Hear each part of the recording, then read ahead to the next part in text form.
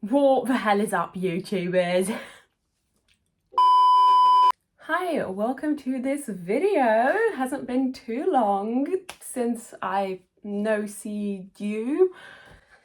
As you can see from the title of this video, I'm going to tell you how I deal with having obsessive fixations on a person. I've previously made a video about this, so if you watched that video, then great. If not, and you want to understand a bit more like about what my obsessive fixations are fueled by, then go watch this video, or I'm gonna link some TikToks that I've made about this, so you can go watch those.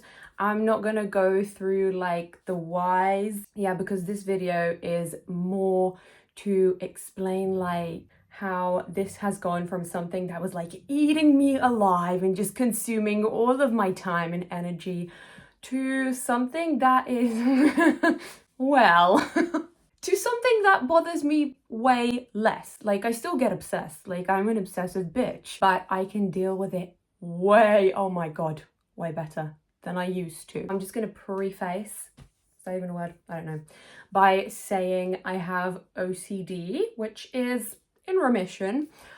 It flares up now and again. This year, I'd say there were moments when it did go into being like OCD again, because when you're in remission, you can like not hit the criteria for OCD, so you wouldn't be like diagnosed with OCD. But to me and to a lot of people, like, OCD is not something that like fully goes away unless you're really fucking lucky. It's like a chronic illness, even though it's not a chronic illness, it's a mental health issue, but it's something that is like kind of dormant, but it does flare up now and again. But oh my God, never as bad as I used to have it. Like, when it flared up this year, I'd say it was like mild OCD, you know?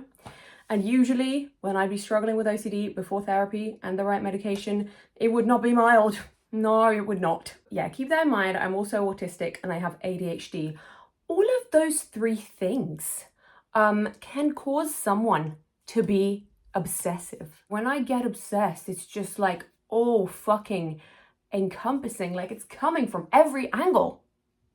The main thing that I have changed when I get obsessed with someone is that I break the fantasy from my head by getting to know that person.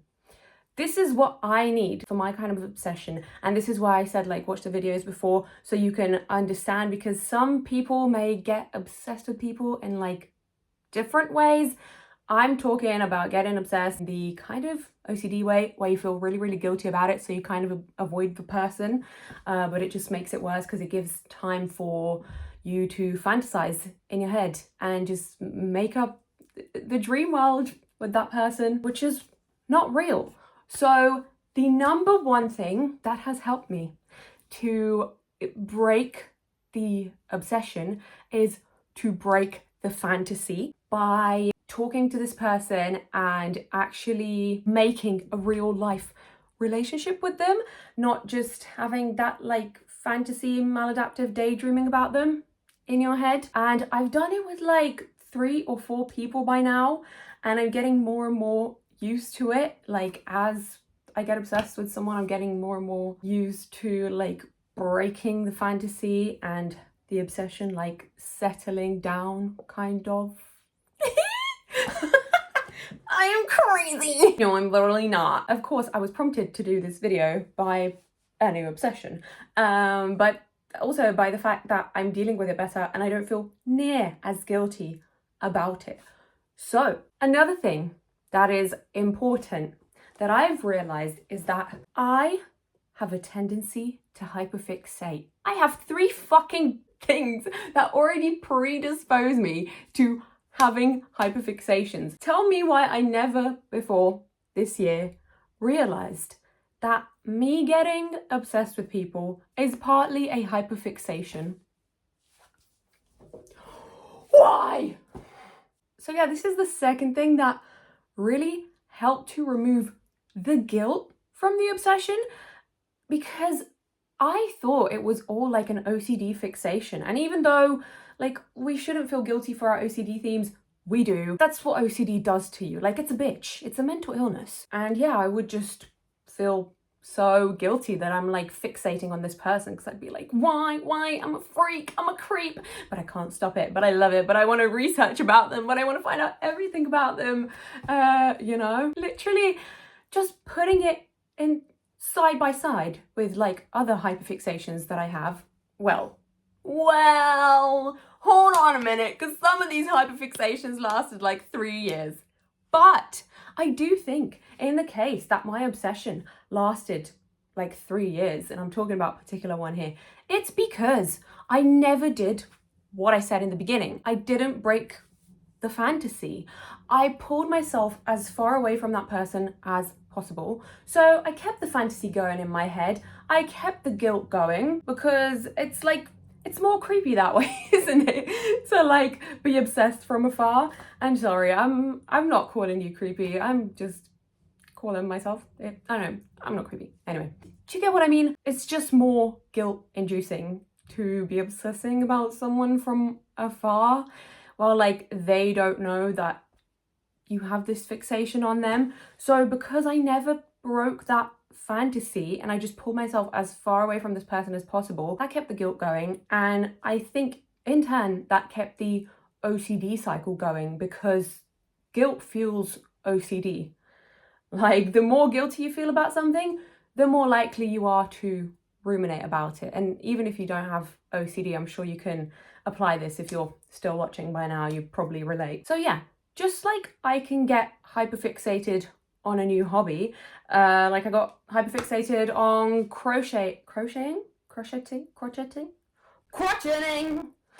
Just like I got hyperfixated on crocheting like 2 months ago, and I was just like doing it all day and just watching videos and reading all the books, and got myself a bunch of like crochet hooks and stuff. And now, unfinished project, I'm probably never going to do it again, but I put hours and hours and hours of work into it. Just like I can do that with a thing or a topic, I can do it with a person. And it's just the way my brain is built. I've never not gotten hyperfixated with things, and there is nothing wrong with that. Yeah, like, if you're like me and you get hyperfixated on people, I hope you realize that it is okay. You're literally programmed to do that. If you're someone that gets hyperfixated with things in your life, like, you're bound to get hyperfixated, and sometimes it's on people and shit. Like, you're not a bad person, you're not a weirdo, you're not a creep. Some people are just like this, okay? So let me give you examples in relationships that started out as obsessions and now are fine. Friend number 1, let's call her N. Hi, if you're watching this, you'll probably know who you are. So I made this internet friend, N, who I was very alike. She's someone that would watch my videos, and she was like, oh my god, I'm so much like you. Like, we had the same kind of brain, we had the same like kind of family dynamic, and we just really got on. In time, I started to fixate on her and yeah, get obsessed with her, as I thought it was at the time. And it was also an OCD thing, because I did start feeling guilty, because I was like, oh my god, I'm not supposed to. It was also kind of a crush. Like, it was so confusing. Like, sometimes it's a crush and limerence and OCD and a hyperfixation all in one. Like, honestly, I don't fucking know, but that's just how I am. I have a tendency to fall into those things. This person said to me, hey, you know, it's okay if you get like OCD thoughts about me. I have OCD and I understand it. And we kept the connection going. We kept the friendship going. I actually admitted to this person that I did kind of have a crush on them. And they were like, oh, I'm so flattered. I don't, but I'm really flattered. But it's okay. Because I kept the friendship going, I kind of killed the part in my head that was like always fantasizing about things that I was uncertain about, because another thing that I didn't mention, right, with autism, because I have a different way of communicating and being and understanding and processing things. I have a very literal mind, and I really like to categorize things. I really like to understand things fully. I like to ask why and understand things fully, like I just said. And so when I make a new relationship, I really need to understand what kind of relationship it is. And if I'm obsessed with a new person and I don't know exactly what our relationship is, like, are we going to be like really, really good friends? Is this a crush? Is this a potential partner? Like, if I can't place the relationship somewhere and it's like in between, that is also something that will make me obsess more, because when there's uncertainty, I'm uncomfortable and I'm ruminating and I'm wondering, what is it? So going back to N, we kept in touch, we stayed friends, and eventually at some point it fizzled out. And yeah, I do think there was like a little crush or definitely homo-romantic feelings, definitely. But the fact that I kept the relationship going, I killed the fantasy, made it less of an OCD theme, although it still was a little bit of an OCD thing. And I think that if I realized at the time that this was a hyperfixation and I could have taken that guilt away, it would have been even less of an OCD theme. Okay, moving on to the next one. The next time this happened is actually with my current boyfriend. So yeah. Oh my god, I just realized most of these connections that I'm going to talk about have been like made over the internet. Hey, internet besties are the best. So yeah, the way I met my boyfriend is he was a fan. He was like following me because he also has OCD and I guess related to my content, and he would message me, like reply to my Instagram stories sometimes, and I would see it and maybe like have a reaction, but in my head I just think like, ugh, another man. I didn't think much of it until one day when I decided to give him the time of day and actually, like, I don't know, get to know him. I got interested in him. I kind of stalked him a little bit and I was like, this man is cute. And then at one point he was telling me about crushes that he had, and I started getting jealous.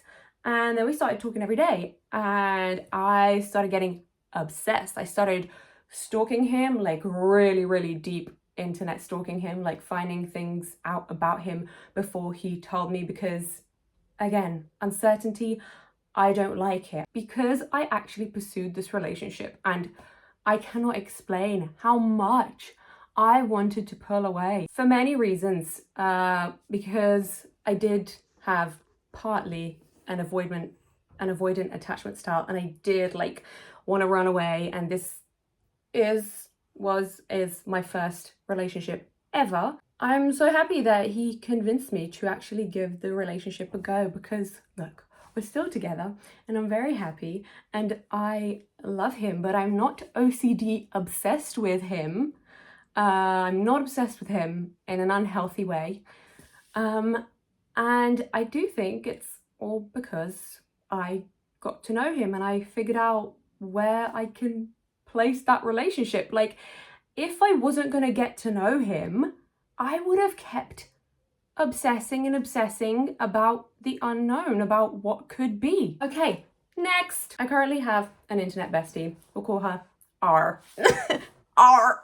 Let's call her Ree. That's so close to her name. Babes, if you're watching, hi, love you.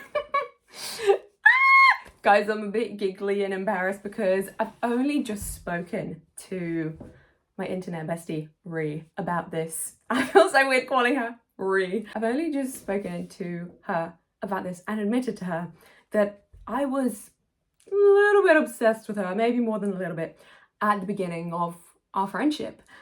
And yes, I was already with my boyfriend at this time for a while, but hey ho, I have this brain and I obsess and I hyperfixate. Like, nothing's gonna fucking change that unless somebody changes my wiring in my brain. So the way we became friends is Ree would pop up in my TikTok lives and she would like speak to me. I think she would say like songs that I really like, and I'd be like, oh my god, this girl's really cool, she's got cool music taste.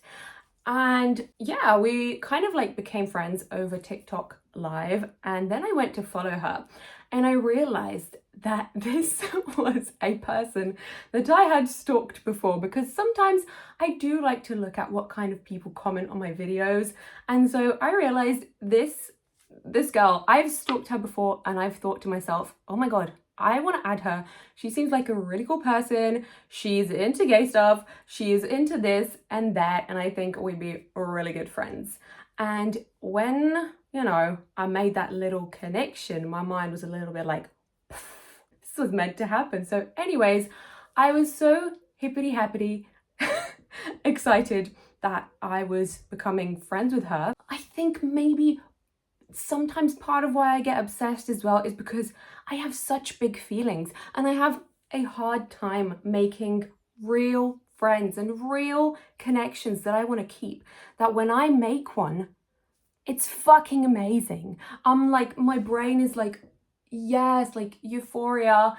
I'm so lucky right now because this is so rare for me, you know? So that may be another factor to it. But yeah, I did get kind of obsessed with the kind of obsession where you think about this person a lot, you get very giddy when they text you, they become kind of like your favorite person. I was confused at one point whether I liked her, whether I had those my romantic feelings for her or not. But what broke that from becoming a full-fledged obsession like before, and potentially could have been, you know, like years and years of obsessing because of uncertainties and making up a fantasy in my head.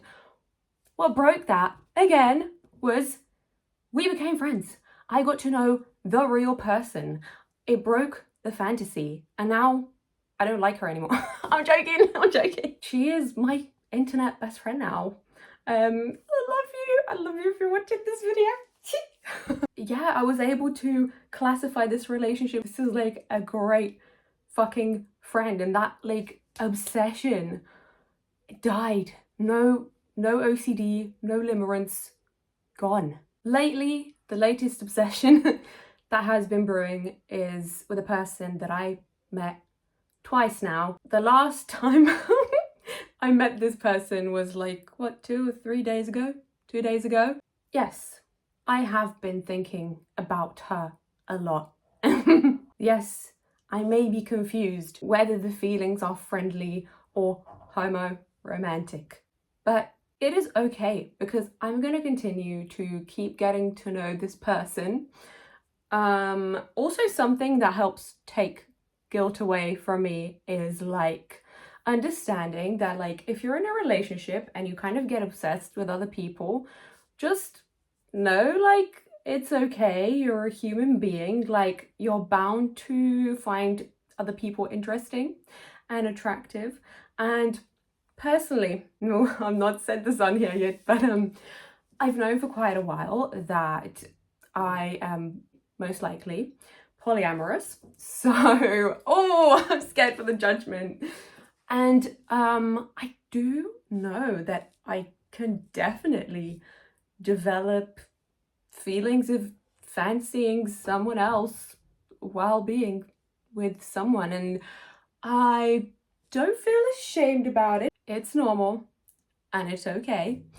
And yeah, it's something I'm discovering and working on. A few days ago, I was so nervous about this obsession and so giddy about it all that I pooped 3 times. And guys, usually for the past year, I've been so freaking constipated that I poop like once a week. Sometimes it's like 10 days and I haven't shat.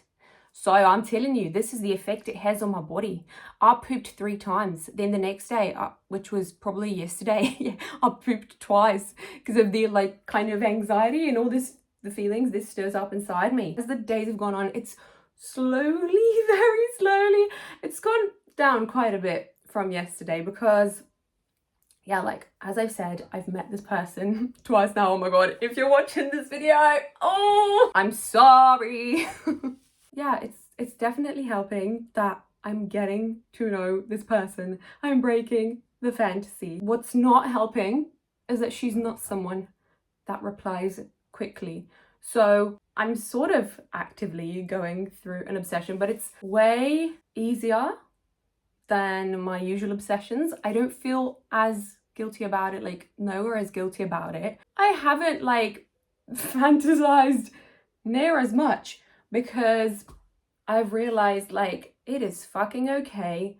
This is just a hyperfixation, and what also helps me is to think about all the other things in my life that I have to do.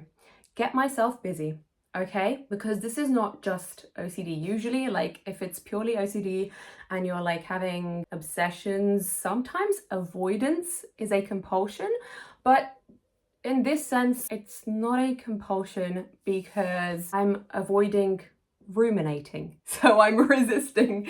So the compulsion that I would be doing if I wasn't filling up my time would be thinking and obsessing. Okay? So yeah, this is a little bit different. That's why I felt it was important to note that this is not only an OCD obsession. It's a bit more than that. So yeah, in this active obsession, what's been helping me is getting to know the person and filling up my time, stopping myself from ruminating, daydreaming too much when it's like, I'm going to see this person again. It is okay. Everything will be okay. Let me go do some things that I need to do. That is pretty much everything I have to say. I think I have improved a lot, and this is honestly something that used to eat me up alive, and now I can actually focus on other aspects of my life. So yeah, I thought this was important to put out there because I never made like an update to that video, and I want to say that if you're an obsessive bitch, there is hope for you. If you are exactly like me and you're avoidant, break that fantasy, keep the relationship going so you can classify the relationship.